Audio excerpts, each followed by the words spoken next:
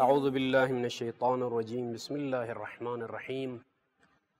الحمد للہ رب العالمین والصلاة والسلام علی سیدنا محمد وآلہ الطاہرین اللہم صل علی محمد وآل محمد اما بعد فقد قال اللہ سبحانہ وتعالی فی القرآن الحکیم ومبرم خطابہ العظیم وقولہ الحق بسم اللہ الرحمن الرحیم لقد كان لكم في رسول اللہ اسوۃ حسنہ۔ برادران عزیز، انتہائی ادب و احترام کے ساتھ ہماری گفتگو سیرت ائمہ اطہار علیہم السلام اور خصوصیت کے ساتھ سیرت النبی کے حوالے سے جاری و ساری ہے۔ یہ چوتھا درس ہے ہمارا کہ بات یہاں تک پہنچی تھی کہ مدینہ منورہ میں پیغمبر اسلام نے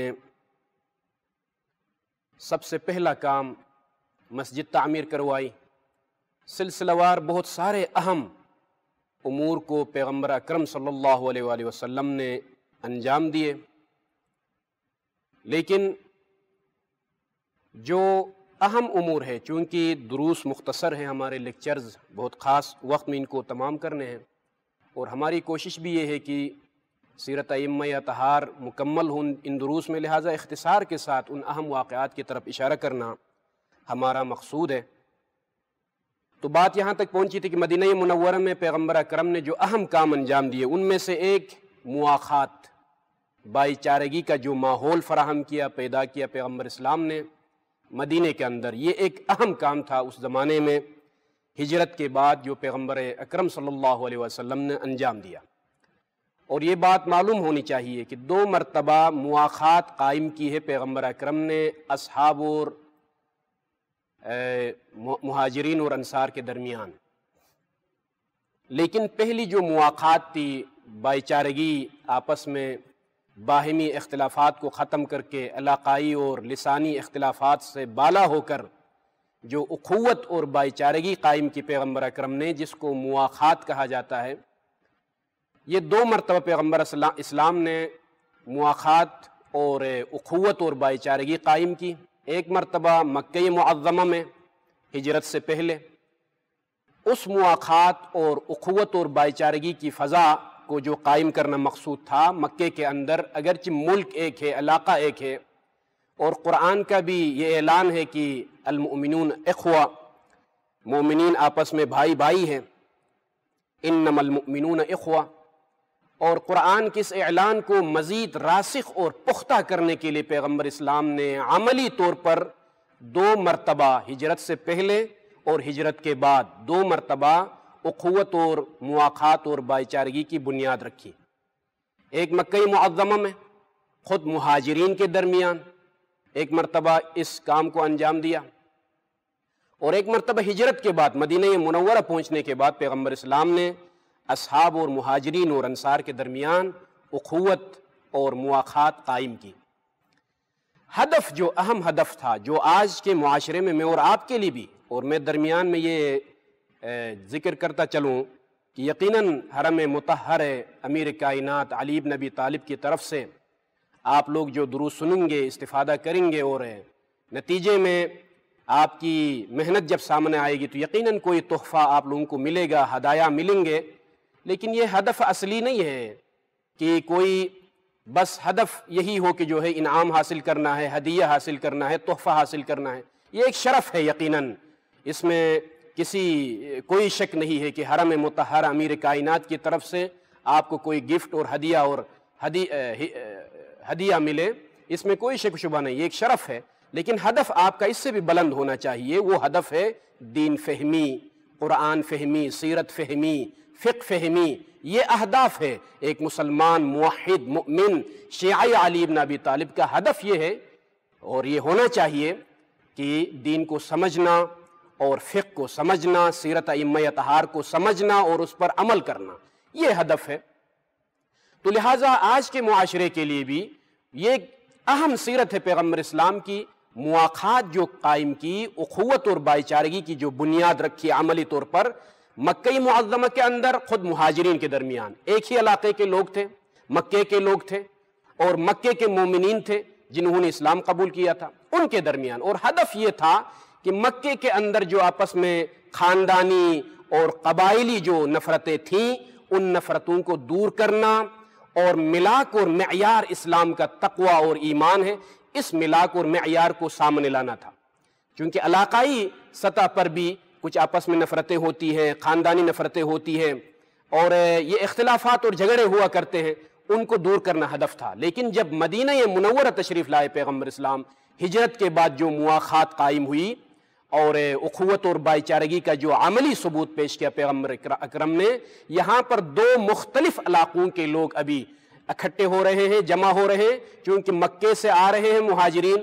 اور انصار مدینہ میں موجود ہیں. تو ظاہر سی بات ہے ایک مختلف علاقے کے لوگ اگر اکٹھے ہوں تو علاقائی اختلافات ہوتے ہیں، لسانی اختلافات ہوتے ہیں، ثقافتی اختلافات ہوتے ہیں، بہت ساری چیزیں درمیان میں آتی ہیں. لیکن پیغمبر اسلام نے یہ پیغام دیا اور اسلام کا یہ پیغام صرف اس زمانے کے لیے نہیں ہے بلکہ رہتی دنیا تک تا قیام قیامت تک مواخات، اخوت اور بھائی چارگی کا پیغام پیغمبر اسلام نے دیا. عملی طور پر مدینے میں اخوت اور بھائی چارگی کی فضا کو قائم کیا اور یہ اعلان کیا کہ قرآن کا بھی اعلان ہے اور پیغمبر اسلام نے عملی طور پر بھی اعلان کیا کہ انما المؤمنون اخوہ، یقیناً مؤمنین آپس میں بھائی بھائی ہیں. لہذا لسانی اور علاقائی عصبیت اور تعصب جس کی بڑی مذمت ہے، چونکہ اختصار مطلوب ہے، سیرت نبی کو میں نے بیان کرنی ہے اور آگے بڑھنا بھی ہے، وقت محدود ہے ان لیکچرز کے لیے، لہذا میں اس تفصیل میں نہیں جانا چاہ رہا کہ تعصب کی لسانی اور علاقائی عصبیت، تعصب جس کو کہا جاتا ہے، اس کی بڑی مذمت ہے قرآن کی نگاہ میں اور ائمہ اطہار کی احادیث کی روشنی میں. لہذا یہ دو مواخات قائم ہوئی اسلام کی تاریخ میں، ایک مدینہ منورہ میں، ایک مکہ معظمہ میں. مکہ معظمہ کی تاریخ میں یہ چیز ہمیں ملتی ہے کہ جو ہے جب آپس میں بھائی بھائی ہونے لگے مومنین، تو امیر المؤمنین علی بن ابی طالب غمگین ہو گئے، چونکہ پیغمبر اسلام نے امیر کائنات علی بن ابی طالب اور کسی اور کے درمیان اخوت کی بنیاد نہیں رکھی، تو امیر کائنات غمزدہ ہو گئے. تو وہ اس مقام پر پیغمبر اکرم نے فرمایا تھا کہ یا علی انت اخی فی الدنیا والآخرہ، آپ میرے بھائی ہیں دنیا میں بھی آخرت میں بھی. لہٰذا یہ مختصراً میں نے اشارہ کیا، یہ پہلا اہم کام تھا جو کہ مدینہ منورہ میں پیغمبر اسلام نے مواخات کی صورت میں انجام دیا. دوسرا جو واقعہ پیش رونما ہوا تاریخ اسلام میں، ہجرت کے دوسرے سال ماہ مبارک رمضان میں جنگ بدر وجود میں آئی، جو پہلی جنگ تھی اسلام کی. اس سے پہلے کبھی جنگ نہیں ہوئی تھی اور یہ جنگ مشرکین کے ساتھ، جو مکہ کے مشرک لوگ تھے ان کے ساتھ پیغمبر اسلام اور مسلمانوں کی جنگ ہوئی. اور مسلمانوں کا جو کل ساز و سامان جو اس جنگ میں مسلمانوں کے پاس جو سامان تھے وہ 30 گھوڑے تھے اور 70 اونٹ تھے، 8 تلواریں تھیں اور 6 زریں تھیں، اور افراد کی تعداد 313 تاریخ بتاتی ہے کہ 313 افراد تھے. مگر اللہ کی مدد شامل حال رہی، دشمن پسپا ہو گیا، یہاں تک کہ کفار کے 70 افراد قتل ہوئے اور 70 کو قیدی بنا لیا گیا. یہ جنگ بدر کی مختصر تاریخ ہے اور آپ اس حوالے سے مزید اگر تفصیل کی ضرورت ہو اور اس حوالے سے کوئی سوال ہو تو انشاءاللہ تعالی وہ آئندہ کے دروس میں، لیکچرز میں یا سوال و جواب کی صورت میں وہ تفصیل بیان کی جائے گی. لیکن یہ جنگ پہلی جنگ تھی اسلام کی اور بہت کم تعداد میں مسلمان تھے، لیکن چونکہ اللہ پر بڑا یقین اور اطمینان اور توکل کے ساتھ مسلمان آگے بڑھے اور بہت بڑی تعداد میں کفار کے افراد بہت بڑی تعداد میں موجود تھے، مگر اسلام کو غلبہ حاصل ہوا اور دشمن کو شکست ہوئی. یہ پہلی جنگ تھی جو کہ جنگ بدر کے نام سے تاریخ اسلام میں مشہور ہے. دوسری جنگ جو اسلام میں وجود میں آئی وہ جنگ بدر کے بعد، چونکہ دشمن کو شکست ہوئی اور کفار مکہ کے سینوں میں ظاہر سی بات ہے انتقام کی آگ بھڑک رہی تھی اور جو ہے یہ انتقام لینا چاہ رہے تھے دشمن. لہٰذا 1 سال مسلسل انہوں نے تیاری کی. جنگ بدر کے بعد 1 سال مسلسل وہ تیاریوں میں رہے کہ انتقام ضرور لینا ہے مسلمانوں سے، چونکہ بدر میں ہمیں شکست دی ہے، ہمیں بڑا نقصان ہوا ہے، لہٰذا اس نقصان کی ازالہ کرنے کے لیے انہوں نے یہ فیصلہ کیا کہ ہم دوبارہ جنگ لڑیں گے مسلمانوں کے ساتھ۔ لہٰذا دوسری جنگ وجود میں آئی جس کا نام ہے جنگ احد۔ مقام احد پر یہ جنگ جو ہے مسلمان اور کفار مکہ کے درمیان وجود میں آئی۔ لہٰذا اس میں جو تعداد تھی مسلمانوں کی، صرف 1000 مسلمان تھے جنگ احد میں،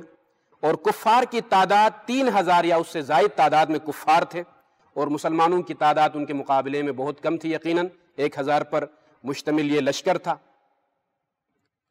لیکن جنگ احد میں جو افسوسناک واقعہ پیش آیا، جو کہ تاریخ اسلام میں یہ اور قرآن کی آیات میں بھی اس کی تفصیل موجود ہے، کہ جنگی حکمت عملی کے تحت پیغمبر اکرم صلی اللہ علیہ وآلہ وسلم نے چند بندوں کو ایک مقام پر بٹھایا تھا کہ یہاں سے ہلنا نہیں ہے، دشمن کی حرکت پر نظر رکھنی ہے۔ مگر چونکہ ابتدائی طور پر جب دشمن کو شکست ہوئی تو مال غنیمت کے طمع اور لالچ میں مسلمان اکٹھے ہو گئے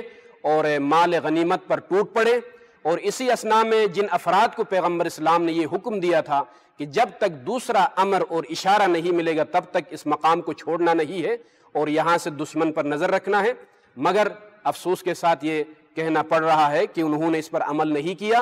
اور وہ جو افراد تھے وہ جب مسلمانوں کو دیکھا کہ وہ مال غنیمت کو لے جا رہے ہیں تو اسی اثناء میں انہوں نے یہ خیال کیا کہ شاید ہمیں کچھ نہیں ملے گا، اس مقام کو چھوڑ دیا اور پیغمبر اسلام کے حکم پر عمل نہیں کیا۔ نتیجے میں وہ بھی آ کر مسلمانوں کے ساتھ مل گئے مال غنیمت کو لینے کے لیے، تو اس موقع سے فائدہ اٹھاتے ہوئے دشمن نے دوبارہ حملہ کیا مسلمانوں کے اوپر، جس کے نتیجے میں افسوسناک واقعہ، بڑی تفصیلات ہیں، اور اس واقعے میں یہ وہ جنگ تھی کہ جب دشمن نے دوبارہ حملہ کیا تو پیغمبر اکرم صلی اللہ علیہ وآلہ وسلم کا دندان مبارک بھی اسی جنگ میں شہید ہو گیا، اور دہن مبارک سے خون جاری ہوا، قمیص نبوت پر، محمد مصطفیٰ کی اس قمیص مطہر پر دہن مبارک سے خون جاری ہوا اور اس قمیص پر گرا۔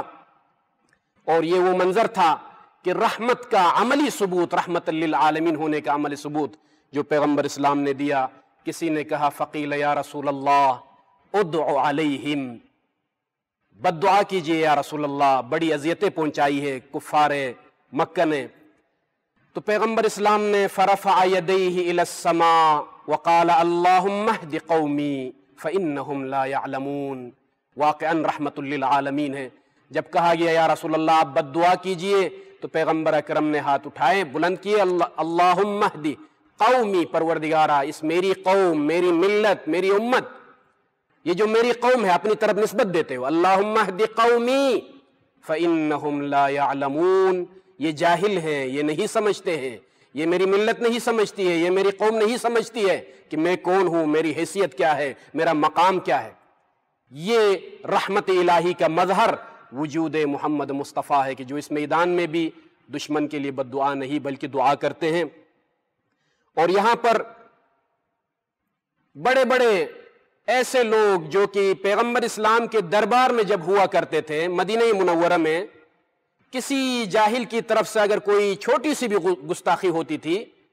بڑی شجاعت دکھا رہے تھے اصحاب کے درمیان اور پیغمبر اسلام کے سامنے، فوراً تلوار کھینچ کے اجازت لیتے تھے، یا رسول اللہ اجازت دیجئے ہم اس کی گردن اڑائیں گے، سر کو تن سے جدا کریں گے۔ یہ مدینہ منورہ کے اندر پیغمبر اسلام کے حضور، پیغمبر اسلام کی محفل میں اگر کوئی جاہل آدمی، کبھی کبھار تاریخ میں ایسا کئی واقعات ہیں کہ کہیں سے کوئی گستاخی ہوتی تھی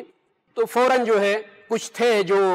اپنے آپ کو بہادر شمار کرتے تھے یا بہادری دکھانے کے لیے پیغمبر اسلام کے سامنے فوراً تلوار کھینچتے تھے، لیکن تاریخ بتاتی ہے کہ جنگ احد میں محمد مصطفیٰ کا وجود خطرے میں ہے۔ خود اعتراف کرتے ہیں، طبری نے لکھا ہے، سیوطی نے لکھا ہے، خود اصحاب کرام خود اعتراف کرتے ہیں کہ یوم احد تفرقنا یوم احد وکنت اول من جاء النبی صلی اللہ علیہ وآلہ وسلم۔ یہ تاریخ طبری کے الفاظ ہیں، میری کوئی کتاب نہیں ہے، میرے مسلک کے کسی عالم نے نہیں، بلکہ تاریخ طبری میں یہ الفاظ موجود ہے۔ سیوطی نے یہ تاریخ لکھی ہے اور موجود ہے کہ خلیفۃ المسلمین جو پہلا خلیفہ ہے مسلمانوں کا، اس کا یہ اعتراف ہے کہ تفرقنا یوم احد، احد کے دن ہم جو ہے متفرق ہو گئے، منتشر ہو گئے، بھاگ گئے، اور لیکن یہ بتاتے ہیں کہ لیکن میں کنت اول من جاء النبی، لیکن بھاگنے کے بعد جو سب سے پہلے جنہوں نے ملاقات کی ان میں پہلا میں ہوں کہ میں نے ملاقات کی تھی پیغمبر اکرم کے ساتھ۔ لیکن یہاں میں یہ نقطہ ذکر کرتا چلوں، جب بات آئی ہے تو بہر کیف چونکہ تاریخ کے مسلمات ہیں، ہم کسی کی توہین نہیں کرتے ہیں، لیکن تاریخ ایک حقیقت پر مبنی ہے تو اس کو تمام مورخین نے یہ باتیں لکھی ہیں۔ تو سوال یہ ہے کہ یہ آیا اثناء جنگ ہی واپس آئے تھے پیغمبر اسلام کے ساتھ ملاقات کرنے کے لیے، یا جنگ کے اختتام کے بعد جب ماحول فراہم ہوا سب آ رہے تھے تو ان میں سب سے پہلے سبقت لی ملاقات میں؟ یہ پہلا خلیفہ مسلمانوں کا اعتراف کرتے ہیں کہ سب سے پہلے میں نے ملاقات کی، لیکن قرائن سے یہ اندازہ ہوتا ہے کہ جنگ کے اختتام کے بعد آئے ملاقات کے لیے، اس لیے کہ جس نے بھی پیغمبر اکرم کے ساتھ ملاقات کی ہے جنگ کے دوران، یا ان کا نام یا ضرب لگانے والوں میں ان کا نام شامل ہے یا ضرب کھانے والوں میں ان کا نام شامل ہے۔ اور طلحہ کی تھوڑی سی، چونکہ تاریخی حقائق ہے، مسلمات ہیں، طلحہ کی انگلی پر تھوڑی سی چھوٹی سی خراش آئی تھی، اس کا بھی تاریخ میں تذکرہ کیا ہے۔ اگر یہ بزرگ صحابی جنگ کے دوران ہی آ کے اگر انہوں نے ملاقات کی تھی تو یقیناً یا ضرب کھانے والوں میں یا ضرب لگانے والوں میں ان کا نام ہوتا، لیکن نہ ضرب لگانے والوں میں کوئی نام ہے، تاریخ نہ ذکر کرتی ہے، نہ جو ہے ضرب کھانے والوں میں کوئی تذکرہ نہیں۔ اس سے اندازہ ہوتا ہے کہ جو ہے جنگ کے اختتام کے بعد یہ بزرگ صحابی پیغمبر اسلام کے ساتھ آ کے ملے تھے، ملاقات کی تھی، اور اس کو افتخار کے ساتھ وہ بیان کرتے ہیں کہ میں پہلا فرد تھا کہ جو ہے سب سے پہلے پیغمبر اسلام کے ساتھ ملاقات کی۔ اور ایک اور بزرگ صحابی خلیفۃ المسلمین عمر کا بیان ہے کہ احد کے دن جب ہم منتشر ہو گئے تو فصعدت الجبل، تاریخ کے یہ الفاظ ہے، اس پہاڑی بکرے کے مانند میں پہاڑ پر چڑھا اور پہاڑ پر چڑھ کے میں تماشا دیکھ رہا تھا۔ یہ اعترافات ہے، اور بزرگ صحابی ہے جناب عثمان اور خلیفۃ المسلمین ہے، مسلمانوں کا خلیفہ ہے، اس کا بھی یہ اعتراف ہے، اور 3 دن بعد ملاقات کی ہے، 3 دن بعد پیغمبر اسلام کے ساتھ ان کی ملاقات ہوئی ہے، اور یہاں تک کس قدر وہ دور بھاگے تھے احد کے میدان سے کہ جو ہے مدینے کے قریب وہ پہنچے تھے۔ لہٰذا طبری نے یہ صراحت کے ساتھ لکھا ہے کہ جب وہ آئے 3 دن بعد ملاقات کے لیے تو پیغمبر اکرم نے فرمایا لقد ذهبتم عریضا، بہت دور چلے گئے آپ لوگ، اس قدر دور کی جو ہے 3 دن بعد آپ لوگ آئے ملنے کے لیے۔ تو یہ ایک حقیقت ہے، اور یقین کیجئے کہ جو ہے تاریخ اسلام میں کچھ حقائق ہیں، کچھ مسلمات ہیں، ہم ان کو نہیں چھپا سکتے ہیں اور بیان کرنے چاہیے ادب اور احترام کے دائرے میں رہتے ہوئے۔ لیکن میرا سلام ہو اور میں متوجہ ہوں، آپ لوگوں کی نیابت میں بھی سلام کر رہا ہوں، السلام علیک یا امیر المومنین۔ یہ میرے کسی مسلک کے عالم نے نہیں لکھا، بلکہ بڑے بڑے مسلمان مورخین نے یہ لکھا ہے کہ فَلَقَدْ أَصَابَتْهُ يَوْمَ أُحُدٍ 16 ضربہ، ایک ضربت نہیں، 2 ضربتیں نہیں، بلکہ 16 ضربتیں امیر کائنات کو لگی اور مسلسل دفاع کرتے رہے۔ یہ اعتراف ہے مسلمان مورخین کا کہ 16 ضربتیں امیر کائنات نے کھائی، لیکن پیغمبر اسلام کے وجود سے حفاظت کرتے رہے۔ اور نہ فقط مردوں کا اس میں کردار ہے، کچھ خاص اصحاب امیر کائنات کے ساتھ کچھ خاص اصحاب تھے جو لڑ رہے تھے مسلسل، اور پیغمبر اسلام اشارہ دے رہے تھے کہ یا علی وہاں سے دشمن حملہ کر رہا ہے، اس طرف سے دشمن حملہ کر رہا ہے، اور علی جو ہے مسلسل دفاع میں مصروف ہے۔ اور یہ ندائے سماوی بھی جو ہے آسمان میں صدا بلند ہو گئی، لا فتح الا علی ولا سیف الا ذوالفقار، اور یہ مشہور ہے واقعہ احد میں۔ اور یہاں چونکہ مناسب لگتا ہے کہ جو وہ واقعہ بھی خواتین کا بھی بڑا کردار ہے، تاریخ اسلام میں بڑا کردار ہے، واقعہ احد میں بڑا کردار رہا ہے خواتین کا۔ جناب نصیبہ بنت کعب کا بہت بڑا کردار ہے، میں تفصیل میں نہیں جانا چاہ رہا چونکہ وقت محدود ہے، آگے بڑھنا ہے ہم نے، تو لہٰذا نصیبہ بنت کعب کا بڑا کردار ہے تاریخ اسلام میں، خواتین کے لیے بھی یہ سیرت ہے۔ ام ایمن کا کردار ہے، ام ایمن تاریخ نے یہ لکھا ہے کہ جب اصحاب کرام بھاگ رہے تھے احد کے میدان سے، بڑے بڑے بزرگ اصحاب، یہ قرآن کا بھی اعلان ہے، پیغمبر اسلام ندا دے رہے ہیں مسلسل اور وہ آگے بھاگ رہے ہیں، کوئی پہاڑ پر چڑھ رہا ہے، کوئی مدینے کی طرف بھاگ رہا ہے، یہ ماحول تھا۔ لیکن وہ خاتون ام ایمن نے جب منظر کو دیکھا کہ جو ہے بڑے بڑے لوگ بھاگ رہے ہیں تو گھر سے نکلتی ہے، شاید کوئی کپڑا سی رہی تھی گھر میں، ان کے ہاتھ میں وہ کپڑا تھا، اور گھر سے باہر نکلی، وہ منظر جب انہوں نے دیکھا تو چیخ رہی تھی، پکار رہی تھی کیا ہوا ہے تم لوگوں کو، رسول اکرم کا وجود خطرے میں ہے اور تم لوگ بھاگ رہے ہو، یہ کہہ کے. اور یہاں تک کہ جب وہ کوشش کر رہی تھی کہ یہ اصحاب واپس چلے جائیں، لیکن جو ہے وہ بھاگ رہے تھے مدینے کی طرف، تو راستے سے مٹی، تاریخ بتاتی ہے کہ مٹی اٹھا اٹھا کر ان کی طرف پھینک رہی تھی، ان کی آنکھوں کی طرف پھینک رہی تھی، شاید یہ رک جائے، بات سنیں اور جو ہے واپس چلے جائیں. مگر جب یہ واپس نہیں ہوئے تو